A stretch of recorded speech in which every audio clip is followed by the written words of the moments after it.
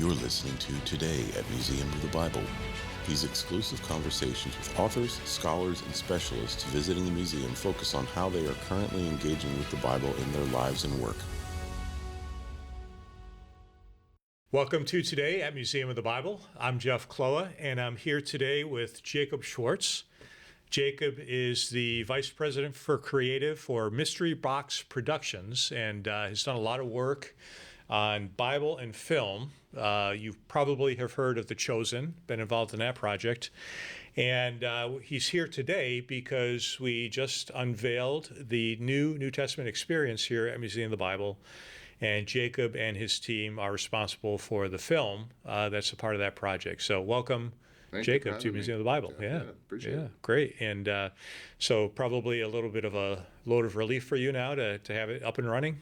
I mean, always. I think you as soon as that project's done, especially a project like this, it's like more of like I just want to do another one, get back to it. You know what I mean? Like it was such a transformative experience making this project and being able to use my talents in a way that I think is helpful for the museum. And so as there's a sigh of relief, but a sigh of like, let's do another one. Let's do another one, yeah. What's coming up next, yeah. Well, it's interesting. I mean, you've done The Chosen and now this New Testament experience, which is kind of focused on the road to Emmaus and uses that as a launching pad for other, to get to other places in the Bible. Any reflections on kind of portraying Jesus on film? Kind of what's that like? What do you keep in mind as you do that? Well, I think, so my experience with The Chosen is like I've done a lot of the auxiliary content for them. So I've directed some of the documentaries they've come out with. We've done the Christmas specials they've come out with.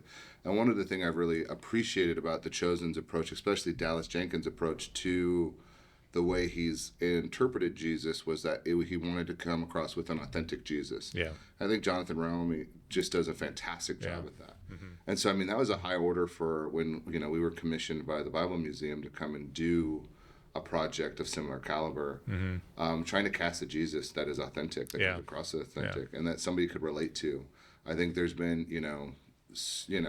across the denominations, we've always kind of, different people have different interpretations of what who Jesus and Christ is to them.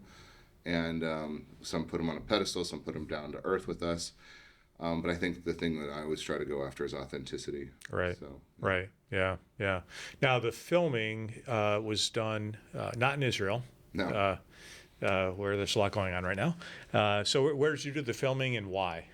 So when we originally originally commissioned, we were originally planning on shooting in Utah.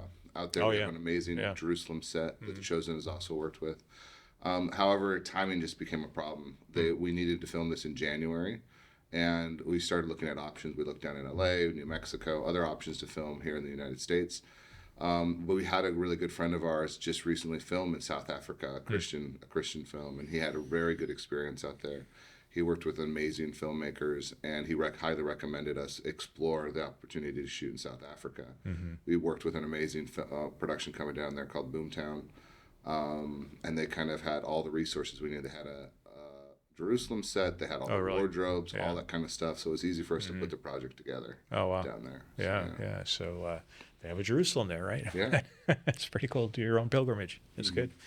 So you also had a hand in the script, of course, for this project, and how do you, as a director, as a script writer, how do you move from a literary text to create something visual and fill in all the blanks, create that environment that corresponds to the text? Yeah, I mean, especially with this text, it's so, it's only like 2 or 3 verses in the Bible. The road to Emmaus is a very short story. And, another thing that with David Thorpe and I really paid attention to, David was one of my co-writers and he was the producer on the project. And one of the things we really wanted to focus on was trying to move away from the fantastical. Oftentimes, like, you have to look at all texts we all kind of make them fantastical a little bit, There's a lot of times when you read, Noah and the ark, you read Moses and you think of it as a fantastical story. Right.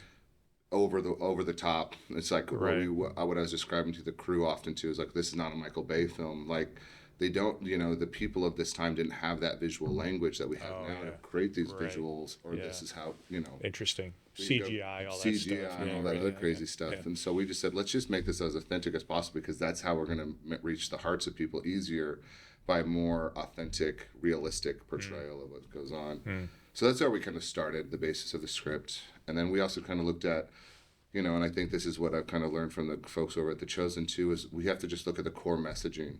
Because I think a lot of times, we have, obviously, as the music, the Bible, the Museum of the Bible, there's obviously a lot of different interpretations of the Bible, but then there's also a lot of interpretations of how you could tell a story.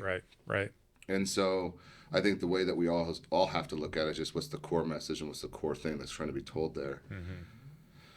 And what David and I really latched onto was this idea of, after Jesus was resurrected, he met with Mary, and then he met with these two gentlemen, or two individuals, on their path, who he in the scriptures obviously describe them as disciples, but they've lost hope. So something happened to these disciples, and then Jesus felt it was so important to walk with these people in their steps and help teach them that, like, all of the prophecies of the Old Testament led up to what he had done, 3 days prior on the cross. And so we thought, how do we, let's put ourselves in the shoes of Cleopas, this individual who is struggling with that source of faith, and then also at the same time, why did he follow Jesus to start with? What was he hoping for? And I think that's what a lot of people come to when they approach Jesus, and the church is like, what is their end? And then what happens when they lose their faith? Oh, wow. Interesting. So you have the scene, which, as you described, is kind of short, and of course ends in the room with the revealing. And then you do these kind of flashbacks, in a way. Is that what you call them, or kind of look backs to other? Yeah. So what are some of those scenes, and which ones were you particularly kind of happy with? All of them, of course. But I mean, any special ones? Yeah, I think so we've obviously followed. I think we followed 4 different storylines. So King David, Moses, and Abraham, both when he leaves into the desert and when he's asked to sacrifice his son Isaac. Those were the 4 flashbacks that we kind of leached onto, because again, I think one of the things that was very interesting in talking with Jerry, who's who's an advisor here at the museum. There's he brought up this idea. There's the Messiah was this whole story is about whether or not Jesus was the Messiah, because that's what the road to Emmaus really is about. It's these two individuals, they were questioning their faith because they were questioning whether or not Jesus was the Messiah or not. They had seen the miracles. I don't think they were questioning whether the miracles were real or not real. They were really questioning was this was the Messiah or this wasn't the Messiah. The one to redeem Israel, right? Was the phrase, And I mean, I think that's very skewed what's the right way to say this? Misunderstanding of expectations. Expectations, because I mean, a lot of people thought the Messiah was going to be like King David, and that's what he used the reference to King David as a flashback. He would liberate Israel politically, right? And so we went back in time and we said, okay, first off, you have Moses who liberated the Israelites from Egypt, and he gave but before that you had Abraham. Right. Because Abraham, God promised in the land, and the Israelites, the Hebrews always wanted to go back to the land. Moses said, I'll take you back to the land, but I'm going to give you the law. They got the law. Then what happened is you have King David who comes along, who actually creates a kingdom where they could actually practice law in the land and be safe. And that's what I think they were all trying to get back to. And so that's how, I think, I've been to Israel several times now, and most of the Jewish community feel that their new collection, the gathering again back in Israel they're still seeking that for the Messiah to come. So that we were just kind of going along that through line a little bit. Yeah. So I answer your question. Those were the 3 flashbacks we kind of played with. And did you pick out the actors for each of those characters, for David and Moses? And so you didn't find Charlton Heston or No. No, we did an extensive casting out in London. Okay. We found some very incredibly talented actors out there to portray these roles, and again, we just looked for people that were grounded, could bring across to screen a sense of authenticity, because that's what we knew was going to connect with audiences. Yeah, fantastic. And Yeah. So again, the New Testament experience is here at Museum of the Bible, and it's been shut down for a few months, but just in time for spring, ready to go again. And have you had a chance to see the rest of the museum? Yeah. So back in November, I had the opportunity to come out here, and they toured I toured the museum with Harry and Jerry. It was a very great experience. The museum is extremely impressive. I was actually shocked at how well it was put together. Yeah. Any favorite parts of the museum in particular, or that maybe connected with you for this project? I think the Old Testament experience. I think that was they showed us that, and as I said, the New Testament experience has to be a springboard off of that. Mm-hmm. And I think that was really well done. It was, and again, it was an experience which was really cool. Right.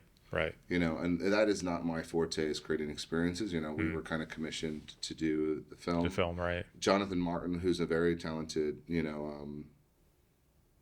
exhibition experience, right. He built the experience that leads up to our film and out of our film. So we worked really closely with him to kind of create that experience and have kind of our film be more of the middle center part of the piece. Yeah, excellent.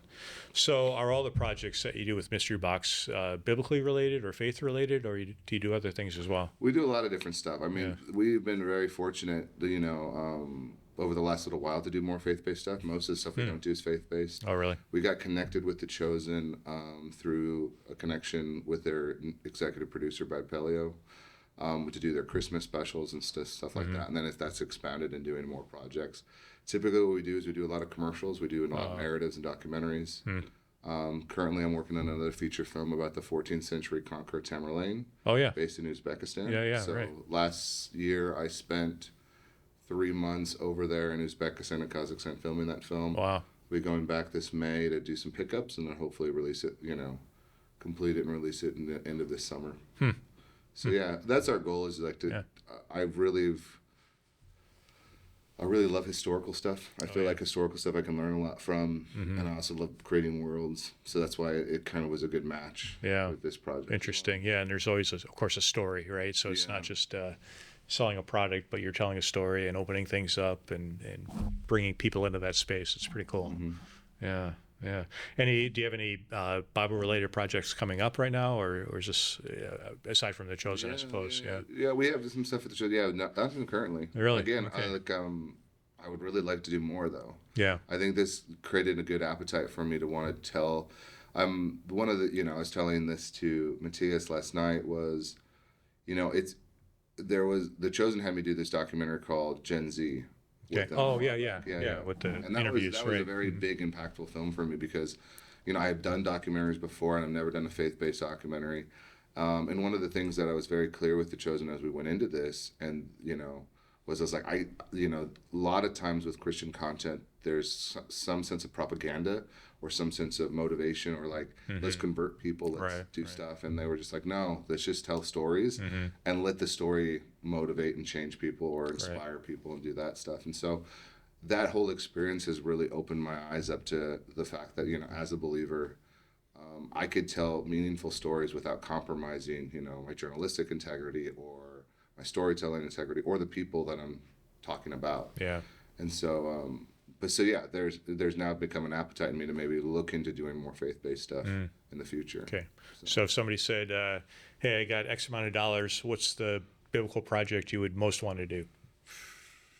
The one that I think it's been tickling my fancy right now is I would love to do The Little Drummer Boy. I think if there's somebody that could do The Little Drummer Boy in a very authentic way, I think that's a very powerful story, especially, around the Christmas, it's one of my favorite, you probably remember the claymation one. That's what I have in my head, right? And you have the little books and the stories and the song. It's just such a powerful thing. And then we had the opportunity with the very first Christmas special I did with The Chosen to work with King and Country and their interpretation of Little Drummer Boy song, which is just absolutely powerful. It's very big. Yeah. So I was just like, if you could tell that story, if somebody could tell that story or do that, that would be a project I'd love to be involved in and work with. So, How did you get into videography and directing and film in the first place? Is this a kind of a goal as a child in college, or did you kind of fall into it? I really kind of fell into it. I think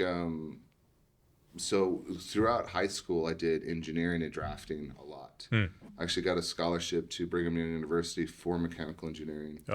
But throughout my life, the reason I got into mechanical engineering is because of certain TV shows. I thought, oh man, wouldn't it be great to build this submarine, or wouldn't it be great to build this airplane and design this thing and do this stuff? And then I think it was when I was at Brigham Young during my first semester there, I realized that I didn't like. There was no storytelling aspect of the engineering side. It was just all math and all this other stuff. And I was good at it, but it was just not what I thought it was going to be. Yeah, interesting. And so then I realized that the reason I was pursuing that career in mechanical engineering is because I wanted to create worlds or create things that or where I wanted to live or do or be a part of. Wow. And I was like, that's just storytelling. So if I could learn how to tell stories through the film, the medium of film, then that satisfies that itch. Because throughout high school, I was making little skate videos with my friends and doing stuff like that, but it was I never saw it as a career path. And so, and eventually, that just kind of fell upon me of this is what I was going to do for the rest of my life, and I've really enjoyed it. Wow. So, yeah. Wow. And is it trajectory for that kind of career? Do you sort of get into the video part or the writing part, or now you do it all, right? But kind of what was the first in? Yeah. The kind of the first in is I think, I'm trying to phrase this right, because it's my wife and I, who started Mysterybox together, we got in, like, when we graduated, we're like, we're going to make feature films, we're going to do this, we're going to do all this stuff right after college. And that didn't happen. What actually happened after college is we bought one of the first 4K cameras that came out onto the market, and we started filming nature videos. When we started filming those nature videos, all of a sudden we started working with some of the top-end, TV manufacturers selling our content on their platforms. And then that gave us, the funds and financial opportunities to continue working on our craft and continue building. I think that's just kind of an example of God works in mysterious ways. It's like we had to become financially stable in order to tell stories, in order to do this. And so that's kind of how our path happened. Obviously the hope was, as soon as I graduated, with a degree in film, and especially with my passions for being a director, I thought, I was going to graduate and be the youngest director out there making movies. Right. But I think, with everything I've learned, it's just like, it takes time to learn the craft of filmmaking. You have to learn every aspect of it in order to do it well.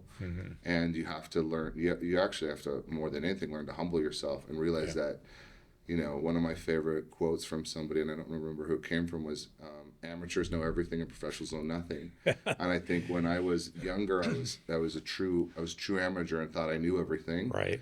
And I needed to humble myself and keep asking questions. And when I kept asking questions, I became more professional, and I realized that I needed the help of other people, and that I needed to learn, especially leadership and communication skills in order to work with bigger crews. Because, that's the whole responsibility as a director is, you have a vision that is shared with everyone else. It's not unique to you. It's shared with everyone else, and you have to help them, all of us, do it together. Yeah. So, and that just comes with time. So. Yeah. And like you said, humility, right? The humility to follow where it goes. Where the leading goes. Yeah. It's interesting when I come from the academic world, and when students say, oh, should I do a PhD? I would say you don't do a PhD to prove how smart you are. You do a PhD to learn how much you don't know. Wow, that's great. And then you can actually kind of make a contribution, right? It's very similar. Yeah. And of course, the New Testament talks an awful lot about humility, right? Yeah, it's interesting. Yeah, fantastic. So for the New Testament experience, what would you say is your favorite moment in the film? Well, I think it's my favorite moment, but it's also my favorite phrase, I would say. There's a moment where the character Jesus, we've named as the traveler the whole time. The character doesn't know that he's Jesus quite yet. But he says to him, it's not about regaining what you've lost, it's about surrender. So this whole story is about Cleopas wanting to get what he's lost back. Right. And I think what really resonated with me about that story was there's this idea that happens not only with our relationship with God, but our relationship with other people, is that all relationships are transactional. We all think that if I do this, you should give this. If I do this, I should give this. And I think the moment we take the transactional aspect out of relationships, especially our relationship with God, that is when we're going to learn the most and grow the most, because it's all about giving and not taking. And I think that was something that was really resonated with me when we were writing it, as well as when we were making the film, and the final presentation, was that idea was surrender. Most, it's just like, I don't have anything to give. I don't have anything else to take. I'm just going to surrender and let your will be, your will be done. And so that's kind of, I think, my favorite part of this film, and that's kind of the crucible of which I think the idea of the Road to Emmaus is about. So yeah, and I'd imagine there's kind of that. How do you visualize that recognition, right? Did you walk the actor through that, or how did you help get that across on the screen? Yeah, so right after this moment is when Jesus kind of appears to, reveals that he is, Jesus to Cleopas. And that was a very tricky situation, because David and I researched a bunch and tried to figure out how to appropriately do this, because of some films they had a different cast member, so they would have one character. Because again, in the scripture it says Jesus disguised himself. Yeah, right. And we thought, let's take this more in literal terms. Right. If you're in mourning and you're just not seeing who you're looking for, right? And a lot of people I think are that way. If it's not what they expect, they're not going to see it right in front of them. Right. And so that was kind of the approach we did was, and then we, and of course what we had to do too is we had to bring Cleopas down to a point where he could not possibly see his Savior or his Messiah. Right. And so that was, a really important moment is, right after he says that he breaks the bread, revealing that he has the wounds in his wrist, revealing that he is actually Jesus. Yeah. The man he was, Cleopas had been following prior, and then all of a sudden we do this really cool montage sequence where it flashes back to all these previous sequences you had seen in the film, where Jesus now turns around and we see his face, because we were very purposeful in the first half of the film when Cleopas was referring to Jesus, not seeing Jesus's face. Oh yeah. Because what we wanted to do was make that go. He just sees the miracles. He just sees the suffering. He just sees him on the cross. But we don't humanize him in any regards. Right. And so then when we flash back to those and actually see Jesus turn around, revealing his face to not only just Cleopas but also the audience, it hopefully became a very powerful reveal. Yeah, yeah, and it's a great move. Again, with the scars, right? It's without the cross. Yeah. There's no Jesus, essentially, right? That's the key thing. Fantastic. Wow. Well, thank you for the project. Thank you for joining us today, and encourage everyone, of course, to come to the museum and see the New Testament experience. And Jacob, thanks. We look forward to more projects, maybe with the museum or just telling the Bible in general. All right. Well, thank you so much, Jeff, for having me. I appreciate it. Yeah, and thank you all for joining us on Today at Museum of the Bible. Thank you for listening to Today at Museum of the Bible. Join us again to hear how authors, scholars, and leaders are engaging with the Bible every day. Only on Today at Museum of the Bible.